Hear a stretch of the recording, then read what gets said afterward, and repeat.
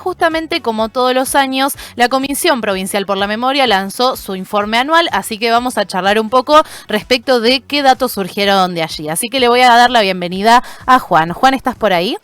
Hola, ¿qué tal? Muy buenos días, ¿cómo están? Hola Juan, muy buenos días. Bueno, Maggi, Magdalena, me presenté por mensaje, así que, Es verdad. pero Maggi te saluda de este lado. Bueno, un gustazo poder conversar con vos. Bueno, respecto justamente de este informe, ¿no? Que lanzaron desde la Comisión Provincial por la Memoria, como todos los años. Y bueno, justamente en tu rol, hay una de las, digamos, de los datos que arrojó este informe, tiene que ver con la superpoblación en cárceles bonaerenses.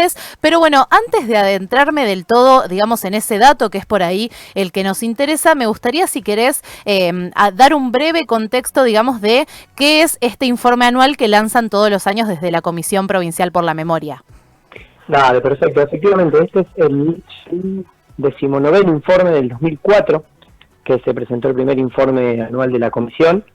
Y bueno, es una forma que tiene la institución, digamos, de poder dar cuenta, de poder hacer pública la información acerca de las tareas, ¿sí? que se realizan en la institución, específicamente todo lo que tiene que ver con el mecanismo local de prevención de la tortura. De hecho, después la Comisión Provincial por la Memoria tiene muchas otras actividades, ¿sí? que no hacen puntualmente a lo que se expresa en este informe, pero bueno, el recorte que se hace en este informe tiene que ver con las tareas realizadas por el mecanismo local de prevención de la tortura, por los distintos programas que integramos, ¿sí? y conformamos el mecanismo.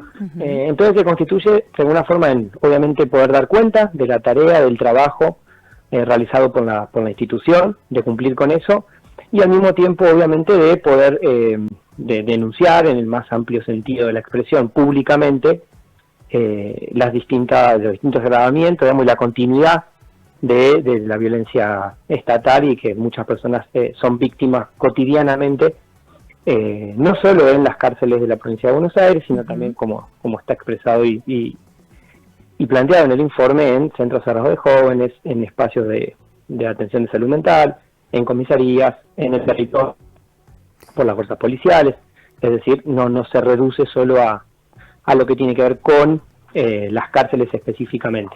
Bien, perfecto, Juan, muy claro esta introducción, digamos, para contar qué es lo que lanza este informe, ¿no? Que además es un trabajo enorme el que realizan desde la comisión, porque, bueno, estos informes no solo que se lanzan año a año, sino que son informes extensísimos, con muchísimo trabajo por detrás. Entonces, bueno, en ese sentido, sí, ahora sí me voy a meter un poquito en este tema, ¿no? Que es por el que quisimos charlar con vos, que tiene que ver con las cárceles bonaerenses. Quiero también contarte que también esta temática nos interesa y nos interpela a nosotros como Universidad Nacional del Centro, particularmente a la Facultad de Ciencias Sociales, porque nosotros tenemos el programa de estudiantes en contexto de encierro, justamente con 5 unidades, las 3 de Sierra Chica y las 2 de la Ciudad de Azul. Entonces, justamente es por esto que también nos interesa la temática, ¿no? Y que nos puedas contar, bueno, cuáles fueron estos datos que se arrojaron desde el informe respecto de la superpoblación en las cárceles bonaerenses. Perfecto, sí, estábamos ahí al tanto, hemos contactado y tenido contacto muchas veces con quienes están a cargo, ¿no? del programa en contexto de encierro, con las personas privadas de libertad, incluso que estudian en estas universidades. El informe, como bien vos decías, es muy extenso, y también, y así todo, muchas veces es el desafío de poder sintetizar, ¿no? Porque hay mucho más para decir, claro. Pero bueno, se busca sintetizar de alguna manera en términos de lo que son las cárceles, las alcaldías propiamente dichas, digamos. Los números que se dan, digamos, siguen marcando la tendencia en lo que tiene que ver con el aumento de la población privada de libertad. Para actualizarte, porque obviamente el informe da cuenta, se presenta este año, pero da cuenta de lo trabajado, ¿no? durante el 2024, pero aprovechando la entrevista, digo, para hacer un ida y vuelta y para darte datos actualizados a fines de octubre de este año.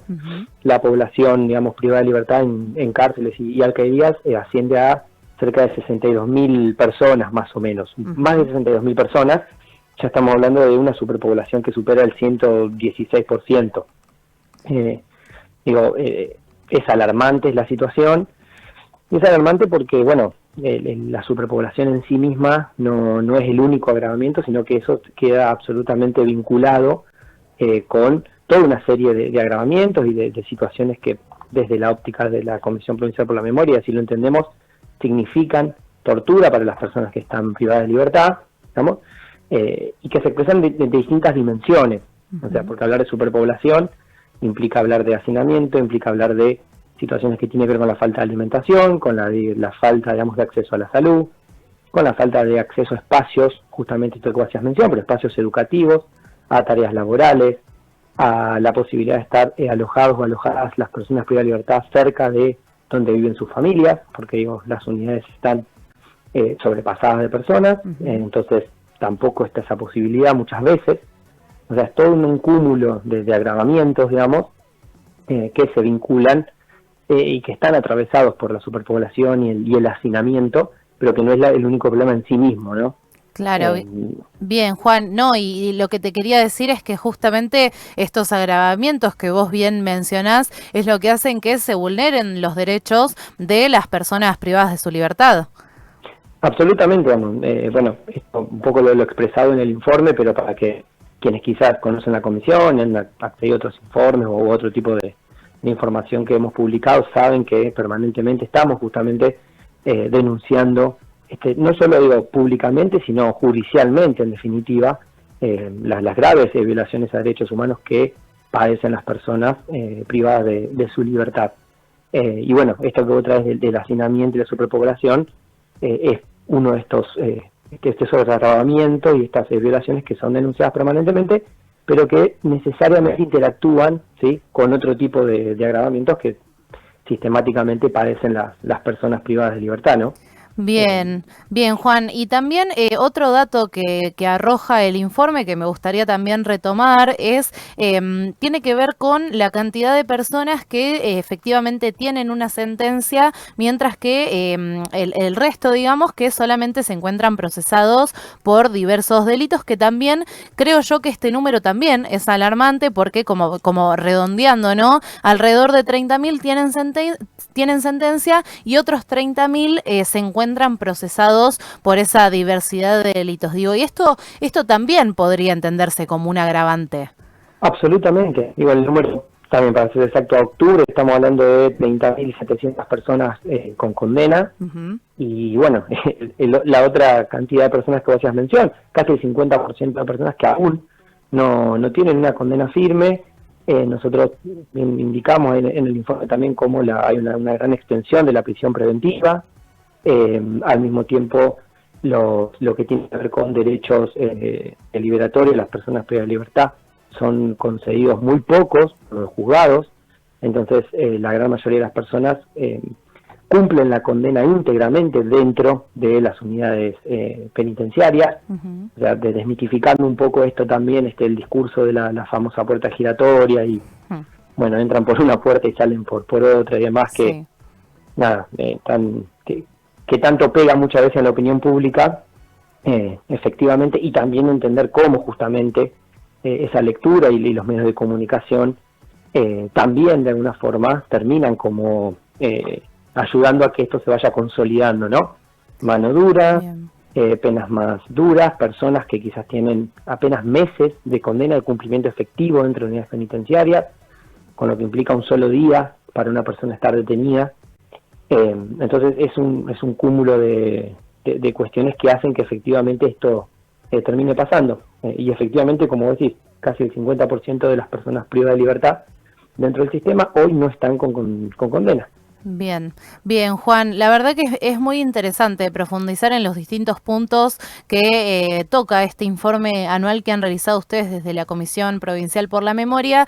Y otra cuestión que me gustaría, digamos, comentar, también tiene que ver con un dato respecto de las mujeres y disidencias que están alojadas en las unidades penales. Bueno, también el informe comenta que hay alrededor de 3.700 mujeres presas, 102 mujeres trans y bueno, en ese sentido también creo yo que es un punto para hacer foco porque si bien la vulneración de derechos se da a toda la población dentro de las unidades penitenciarias, creo yo, o teniendo también una perspectiva de género respecto de este tema, las mujeres y disidencias suelen ser los grupos que más vulnerados se ven porque necesitan el acceso a otro tipo de derechos que sabemos que en las unidades penitenciarias son difíciles de acceder. Digo, no solamente hablo de, por ejemplo, cosas básicas de la salud, digo, por ejemplo, cuestiones de higiene menstrual, digo que eso puede ser un tema bastante álgido, sino también, bueno, en términos de las mujeres trans, ni hablar de los derechos para las disidencias, ¿no? Entonces, este también es un tema clave dentro del informe.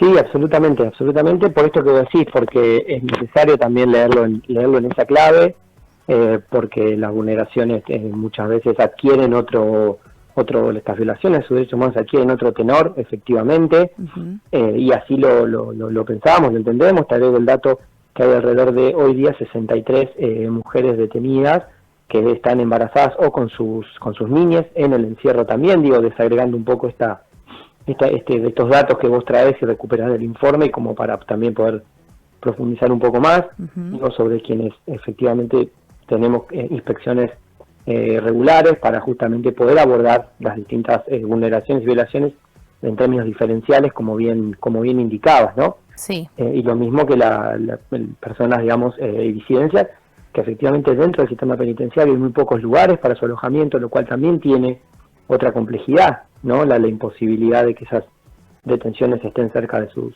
grupos familiares, bueno, un poco esto que mencionábamos principalmente. El tema del acceso a la salud en términos de una mirada integral, como bien vos lo traías, en el caso de disidencias, todo lo que tiene que ver con los abordajes, tratamientos de hormonización, por ejemplo, que se ven interrumpidos, que no suceden, que se hacen de mala forma, por falta de recursos, digo, como para mencionar, ¿no? Un poco de estas particularidades como bien traías, y para citar algo de uno de los ejemplos, ¿no? Bien, bien, Juan, la verdad que muy claro este recorrido que hemos hecho. Es un tema muy interesante que da para charlar mucho, ¿no? Y además, bueno, algo que mencionabas hoy, que ustedes han intentado sintetizarlo cada vez más, pero este informe cuenta con 600 y pico de páginas, digo, entonces debe haber muchísimos aspectos para poder conversar, pero bueno, creo que estos puntos de los que conversamos eran por ahí lo que nos interesaba que puedas comentarnos, que puedas explicarnos también, así que te agradezco mucho, Juan, la conversación del día de hoy. No sé si hay algo más que vos quieras agregar, por supuesto el espacio está abierto. No, bueno, poco trayéndote como decía, efectivamente es un informe que de muchas páginas y que termina intentando dar cuenta del trabajo de la comisión en términos generales, de los distintos programas en términos particulares, como bien te decía, otros programas con especificidades como salud mental, como niñez, como lo que tiene que ver con violencia policial, litigio, bueno, en fin, un intento de sintetizar algo de eso, así que invitar también a quienes estén escuchando a la lectura, a poder y buscar las secciones que quizás les interesen. Puede ser como apabullante, mucha información, pero está bien como dividido y pensado para ir como también seleccionando eso por un lado, y bueno, por otro lado, a disposición también para cuando quieran y haya interés de profundizar en estos temas, en algunos de los agravamientos, como decías, para nosotros siempre es importante tener estos espacios, porque en términos generales, y como quizás mencionaba inicialmente, los medios de comunicación, digamos, no suelen abordar de este lado, digamos, y entonces tener el espacio como para poder dar cuenta y plantear un poco esta que tenemos desde la comisión y que sin duda es compartida por cómo lo traías con ustedes. Bueno, para nosotros siempre es un placer, es una alegría estas convocatorias, así que nada, a disposición para cuando quieran. Bien, Juan, nosotros te agradecemos muchísimo a vos por la comunicación, es más que interesante, así que ya quedamos contactados para próximas ocasiones. Bueno, y te mandamos un abrazo grande de todo el equipo de Radio Universidad de Olavarría. Muchas gracias. Muchísimas gracias a ustedes y que tengan lindo día. Bien, Juan, un abrazo. Bien, ahí pasaba entonces este diálogo con Juan Introsi. Él es el director del programa de inspecciones en lugares de encierro de la Comisión Provincial por la Memoria, y estuvimos charlando con Juan un poco acerca de los datos que arrojó el informe anual que lanzan todos los años desde la Comisión Provincial por la Memoria. Estuvimos profundizando acerca de algunos datos respecto de superpoblación en las cárceles bonaerenses y bueno, todos los temas o las ramas que se desprenden, ¿no?, de esa superpoblación. Así que le agradecemos muchísimo a Juan la comunicación del día de hoy.